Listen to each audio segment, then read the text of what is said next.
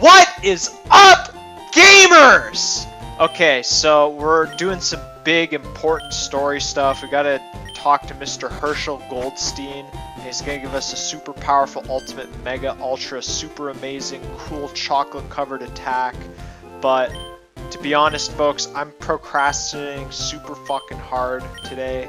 I have a 5-page report I have to do today, and I'm honestly not feeling it. I don't want to do it. It sucks. I have to write about soil erosion, which is probably one of the most boring fucking topics ever. It's mind-numbing, and I already got to my main point on page 2, so everything after that is just me making shit up and just like going on and droning about other stuff. And I don't know. I don't like essay reports because it's always the same stuff where I'm just writing a thing that, you know, I could get to the point of in one page, but I have to like pad everything out and do all this stuff, and it just sucks, you know. It's not, you know, I'm a super high testosterone, ultra masculine gamer beast, so when I write about something, I just get to the point real quickly. I don't need to make 5 pages about something that could be explained in just 1 page. I really don't like doing that. Anyway, we're gonna fight this guy. He's looking for totem poles. Okay.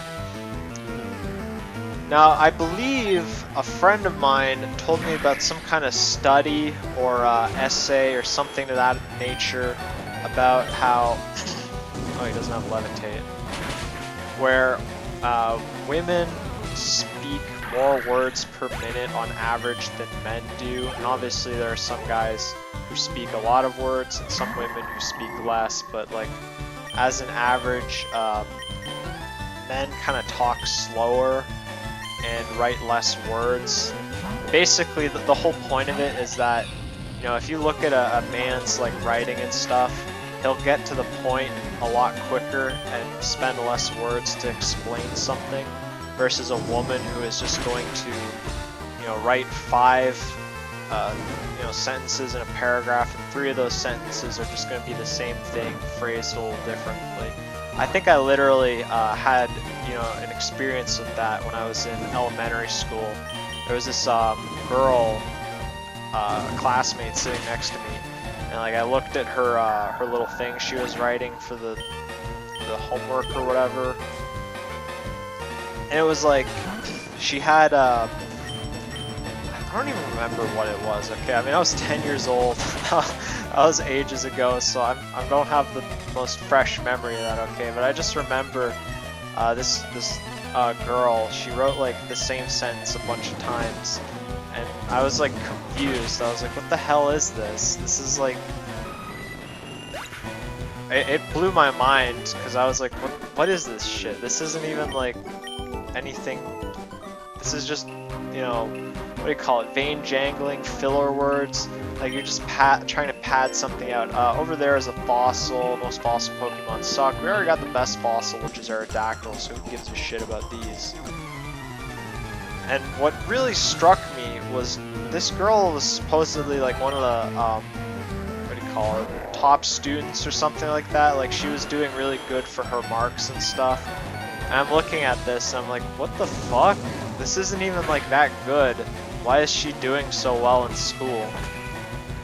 I don't know. I really gotta agree with Mr. William Shakespeare and his whole phrase, brevity is the soul of wit. Because I hard agree with that to the maximum. You know, if you can explain something in a sentence or, you know, 2 sentences or just a really quick phrase like that, you're probably a super high IQ genius. High IQ genius. I guess a high Q genius is pretty smart too. Versus, you know, a pseudo-intellectual who's just going to take like 4 years to explain something. And I don't think it's very intelligent to be rude and disrespect people's time either. That kind of pisses me off a little bit, to be quite honest. But I digress. We're going to fight June and Len. Alright. No relation to the Vocaloid character, obviously. So what else have I been doing? I've been playing Tales of Vesperia on, not PS3, on Nintendo Switch. It's actually a pretty good game. I like it a lot. I still think Symphonia and Abyss are the best games in that series. Well, I'm a little biased because I like GameCube and PS2 a lot. But this is not a bad Nintendo Switch game. I also like that because it's on the Switch, there's no achievements, so I don't have to go super autism mode and try to like 100% the game like I normally do. I decided to give myself a break from that because honestly, I cannot do that. That's too much for me. I used to 100% these Tales of games like Tales of Exilia, Tales of Exilia 2, Tales of Graces F, Tales of Symphonia on PS3, Tales of Hearts on PS Vita. Am I missing any of them? No, I think those are all the ones that I 100% or platinumed, I'd say. Like, these are long-ass games, folks. These are like big, like 60-hour RPGs. And to platinum these games, you usually have to do like multiple playthroughs. I know for Symphonia, you have to do like at least 6 or 7 playthroughs to like go through every route, because there's like a friendship stat, and you can choose to like, you know, max out friendship with like the main female protagonist, or like a different character, or your best friend, stuff like that. And there's like different titles and rewards you'll get for doing that. It's a really in-depth game though. I like the combat system. My main issue with like the newer Tales is it's like really fucking awful anime shit. Like they cranked the anime dial up to the maximum. And as well as that, there's no cool dungeon puzzles. Like Tales of Symphonia is a really cool GameCube game. There's like these elemental temples like in Legend of Zelda, which is very cool. And there's like little puzzles. Like you have this mechanic called the sorcery ring, and it's like a little thing that you shoot a fireball out of. And you can use this to like activate things. And certain dungeons will change the sorcery ring to like, you know, make ice, or you know, what else did it do? It would change to like suit the gimmick of the dungeon, and that was cool. It was like each dungeon had its own little like puzzle that you had to figure out to beat it. But, like all the modern Tales' games, the dungeon puzzles are super easy. It's like, oh, push this rock onto this panel, do this, and it's like, are you kidding me? Is this real? This isn't like challenging or intellectually stimulating or anything. It just sucks. Tales of Vesperia doesn't really have any puzzles. I don't even think Abyss really had any. I know the one on PlayStation 1, that's my other favorite one actually, Tales of Destiny 2. That game had some pretty sweet puzzles. It was actually really fucking hard too. Like, that final boss is a bitch and a half to beat, even when you like unlock the best weapon in the game and get like the special menu item called like the Destiny weapon that summons all the main characters from Destiny 1 to like do a special team-up attack.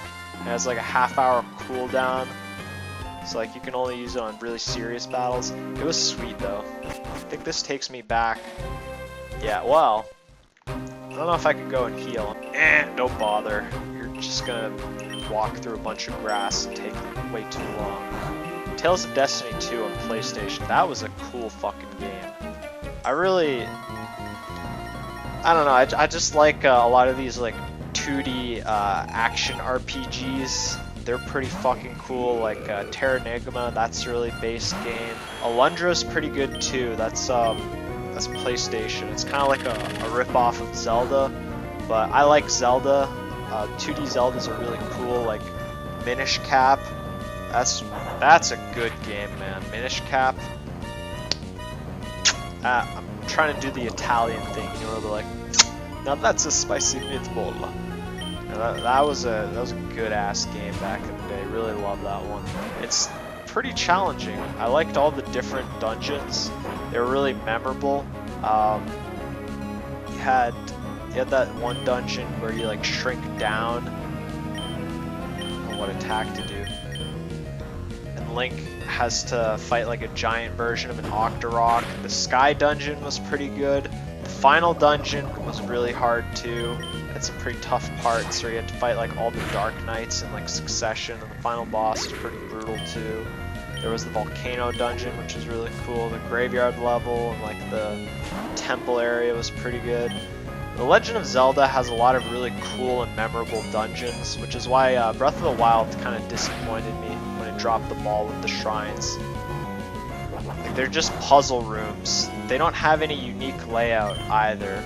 Or, not layout, but like texture. Like, it's just the same blue kind of gray concrete room. And it's just so lame, because in all the other Zelda games, you have these like really memorable experiences that are all different from each other. And that's part of why I think it's so cool. Like, I don't know if I can outspeed this guy. I'm gonna try. Okay, you wasted it. Like, Ocarina of Time has so many different dungeons. Like, everyone likes different ones. Like, some people like the Forest Temple because it has that really cool hallway that like spirals. And then you've got the Fire Temple, which has all the Gorons, and the Water Temple, even though people fucking hate it, and you know, it's like a super infamous gamer pitfall. I mean, the fact that people still like put the Water Temple from Ocarina of Time on like top worst gamer levels of all time just proves how cemented it is in gaming and gamers. And I like the Spirit Temple the most. That was a really cool level. Like, it was a neat gimmick how you first had to like play through the level as a child, and then you'd go back as an adult to complete it. That was a pretty neat gimmick. I like that a lot. I'm not gonna learn that move. Breath of the Wild didn't really have that. It did have those Guardian levels, where you like went inside the big guys. Their names, I don't remember their names, but like, you know, the giant camel, the big bird, and the elephant and stuff. Those levels were pretty neat actually. They had a creative gimmick of how you use the what was it, the Switch gyroscope thing to like change the angle and approach things from like a different perspective. And that was a cool gimmick. I liked that a lot. But the bosses in those levels all sucked because it was just the same battle copy-pasted. And I like Breath of the Wild, but it's not a perfect game. I do like how they kind of went back to the original Zelda with that one, where it was kind of like a big open world game where you just go around discovering things. Like, it's a, I don't know, I like Breath of the Wild, but there's a lot of shit I don't like about it. But like, I can't hate it though. That's the thing. Like, it's solid. I had a lot of fun with it. One of my friends from church, he really loves Zelda way more than I do.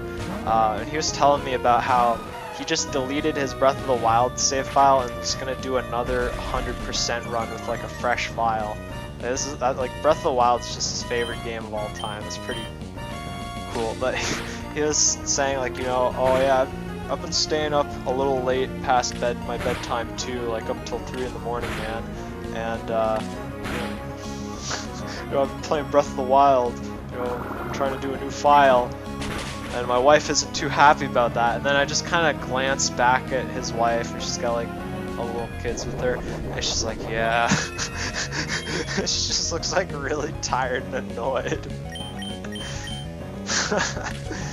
That's pretty funny. He's a cool guy though, he's my pal. That's just one of the funniest things that happened though. You know, that's what happens when you're like when you're so much of a gamer.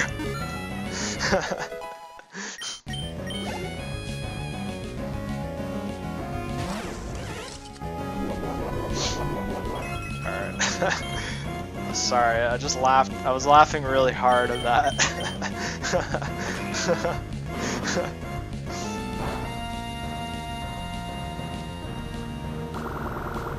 Though my favorite Zelda game probably is still Minish Cap, just because I like the 2D games. Minish Cap is like a really cool world map. It has like a cool gimmick where instead of like going to the Shadow World, you just shrink yourself down and get eaten by a chicken. No, okay, I'm not referencing the Yoba story. I'm I'm not doing that, folks. But it's cool though. Like I like rat maps in Team Fortress and Left 4 Dead and stuff. Those are cool. That's why I like games like Gotcha Force, where you're like a tiny robot and you're like in a person's room. It's just like a Team Fortress rat map. I don't know. You guys probably don't know what that means. It's like a map where you're like tiny like a rat, hence the name, obviously. So a rat map is like a map where you're like tiny like a rat, obviously, and like you're in either a kitchen. I think that's the one I played a lot in Killing Floor. It was like KF Kitchen. You're like on a kitchen table and like zombies will fall around. There was one in Team Fortress. Oh yeah, another game like that is Chibi Robo. Chibi Robo was a cool game, man. That was a good one. It had some annoying sound effects though. The dude made like a little noise every time he walked. I could have done without that. Pikmin, that was another cool game. I don't know, I kind of like games where you're like a small dude. I don't know why. That's a really autistically specific thing. But it is kind of creative though, because you look at your desk in your room, and you gotta think of it like if you were a Mario person, like a little tiny guy, like jumping all over the place. It turns things like desks and chairs into platforms, which I think is one of the cool parts of Super Mario Sunshine, where the platforms aren't just like arbitrary floating things; they're like part of the environment. Some pretty neat level design. I don't like Sunshine though, that game pisses me off. Mario 64, pretty good game. I think it's super overrated, but like I can't hate on it too much because it was the first 3D game, so it's not like they were gonna crank out a perfect one. I really like Galaxy though. I never actually fully played the game, but I got it on the Switch and I like that one a lot. It's actually pretty fun. And I didn't never play Galaxy 2 though. I should probably get around to buying that, because I hear that one's... I don't know if people say it's better or if it's worse, but I mean, the fact that they made a second Galaxy is pretty cool. It's probably proof that it's really successful and stuff, right?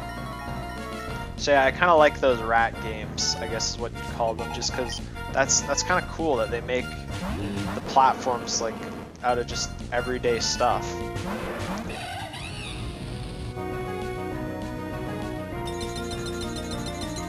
I guess that is kind of like, what do you call it, like a child's imagination or whatever, where you kind of look at things in everyday, like, like trees and like paths and stuff, and just think of like how you could go on an adventure there, or, you look at like a hole for like a rabbit den or something. Like you'd imagine like, what if you could go down that tunnel and there was like a city down there and stuff like that. I don't know.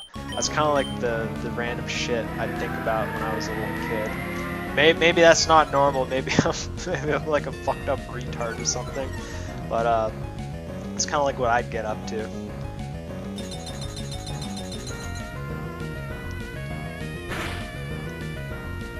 Well, there was a supply closet in my elementary school, kind of behind the stage, and I think that was just the janitor's office, or like where they keep supplies and stuff, obviously. And I don't know why, I had some like crazy ideas when I was a kid that it was like a secret laboratory and all this stuff.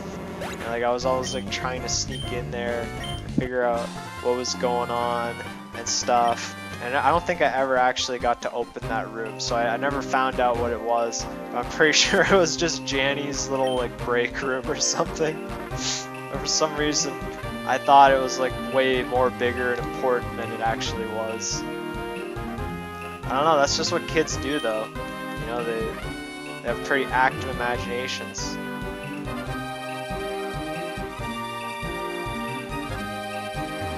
There's a Mega Stone there. Well, here you got a Dome Fall, so that gives you Kabuto, but that doesn't help me get that Mega Stone.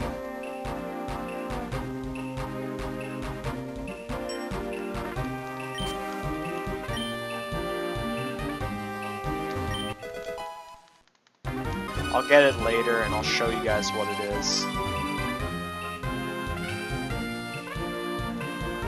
Right now though, we have something very important to do.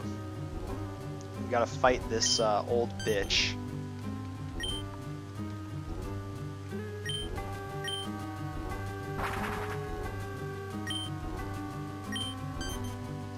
And yeah, we don't even get a pause to heal. You don't really even get a warning about anything. She's just gonna battle us right away. We don't get to heal. This can be a tricky fight if you're not prepared, but I've leveled up my guys quite a bit.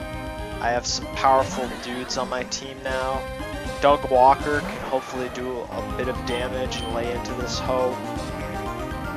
Miss Magius is weird because I know that usually like Nasty Plot's a powerful setup move, but I don't know what attacks exactly she has, and oof, okay. I think this might actually just one-shot her here. Yes, okay. I was worried, because Nasty Plot on that guy is really dangerous. That like boosted, oh, Iron Head. That's a good attack, but Bullet Punch is a lot better because it's faster, and Doug Walker has lacking for speed. And that's kind of not a no. So I don't know if I should send out Large Chungus or DJ Keg. I'm probably going to do DJ Keg because I want to try and get the poison. Also, he has Earth Power, which is very good. I don't know if he has... I know he can learn Thunder Fang. Ooh! Ho ho!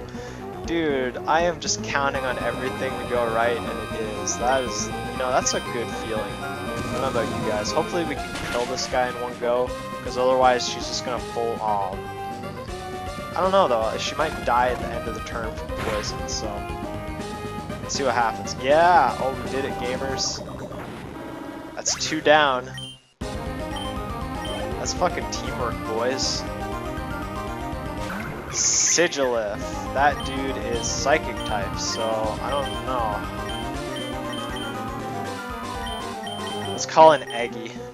You know, speaking of Eggy, my boy Eggy, he's left on his big plane trip. Hopefully he had a safe flight and everything. He's been really killing it with the freestyle streams and everything. I really love Eggy's streams. They're great stuff. They always make me lol.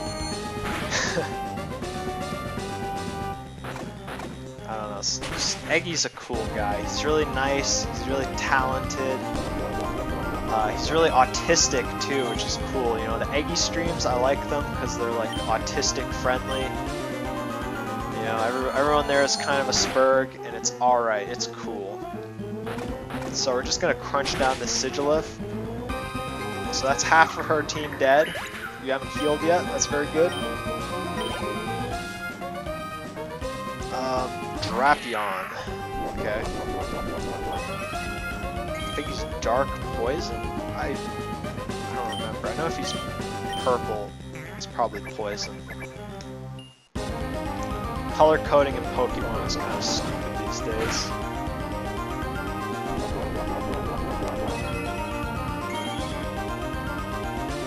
Eggy was playing that World of Warcraft game recently. I'm not a big fan of WoW Combat, where it's like an MMO where you have like a hotbar and stuff. I like Phantasy Star Online, where you just kind of like have different attacks that you do based on like what button you assign them to and press. But one thing I do kind of wish Phantasy Star had that World of Warcraft has is like a big world, like an actual overworld to explore and stuff like that, because the actual maps in Phantasy Star are kind of small. You got like, Ark's Lobby, and then that's kind of it. You're confined to the Ark's ship. Maybe they add more stuff in like episode 6 and so on. But we're on episode 5 right now, and the only new like hub area they added was the bridge, which is whatever. I kind of am jealous. Like I see Eggy going to like all the different towns and like levels and stuff. I think that's cool. That's definitely. Oh wow! I one-shotted that guy. That's definitely cool. I think that's. Well, obviously it's World of Warcraft, so you know it feels like you're in a world. I kind of wish Phantasy Star would become Fantasy World in a way too. Because I mean, part of these video games. You know, maybe this isn't the best thing to say or whatever, but like part of why they're cool is because they're kind of like a fantasy world you can escape into, or feel like you're living in. And maybe I don't need any of that, but it is cool when games do that kind of stuff. Okay, so we lowered his defense one stage. That's pretty good. I'm gonna try and hit him with body slam, go for the paralysis. Thankfully, full restores don't clear debuffs, and she can't switch out because that's her only character left. So we can just kind of go at it. And hey, that's pretty good. I didn't imagine I would fuck this guy up this hard, honestly. It's pretty wild. And I think this might kill me though, but if I live, that's gonna be insane. Whoa! Dude, I think Eggy just cleared out like over half of her team all by himself. Dude, what is this? Wow. We totally owned her. Yeah. Corbo did absolutely nothing.